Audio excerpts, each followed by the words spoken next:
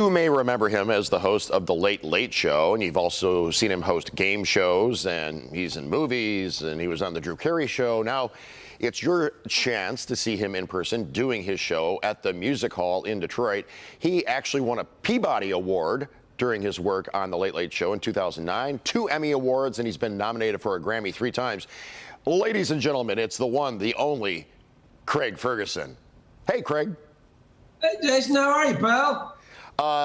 This is a fantastic opportunity for me because I've interviewed a lot of celebrities, but you, sir, being a talk show host myself, you are one of my all-time favorites. I mean, you're up there. You're up there in the penthouse with Conan. Oh, that's very nice. Thank you very much. I have spent a little bit of time in a penthouse with Conan, but I'd rather not talk about that. I'm sure Conan feels the same way. And this is coming from somebody who was raised on Carson and Letterman, so I'm doing what I've always wanted to do. I wish that, I'm too old now, but I wished I had had the chance to reach the level that you did. What was your favorite part about hosting The Late Late Show? Oh, man, it's like, it's hard to say was the favorite part of it. I think probably it was the ability to meet extraordinary people. I suppose that's the truth. You get to meet your idols, and sometimes they become friends. Like I became friends with Robin Williams, and I became friends with Carrie Fisher, and and I got to meet, Desmond Tutu. I mean, it's crazy. It's a wonderful opportunity, but beware though, because what it does is that it blows the lid off of any kind of romantic ideas you have about famous people and rich people being happier than normal people. They're not. They're just the same. Do you think that you would have made it to the level that you're at if you had not quit drinking? Oh, not a chance. I don't think I would have made it to my 31st birthday if I hadn't quit drinking. I stopped drinking when I was 29, and that was time, So, I mean, I'm 60 years old now, so I've been sober about a year longer than I had been alive when I got sober, if that makes any sense. So, yeah, no, it's very important. All right, I have to ask you, one of the funniest bits that I've ever seen a comedian do was your story about Kenny G freestyle badoodling around a room that you were in, where you thought that he was just going to come out and perform, but he actually was kind of walking around the room like a waiter. Is that an actual true story?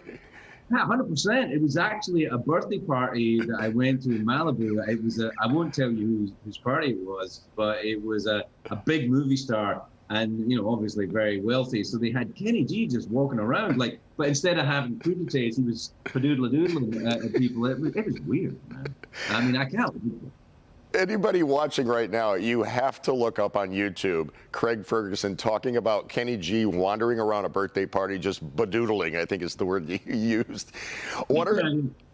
It's pretty dirty, as I remember that bit, so be careful, don't send the kids. What are some of the topics that you talk about on your fancy Rascal tour?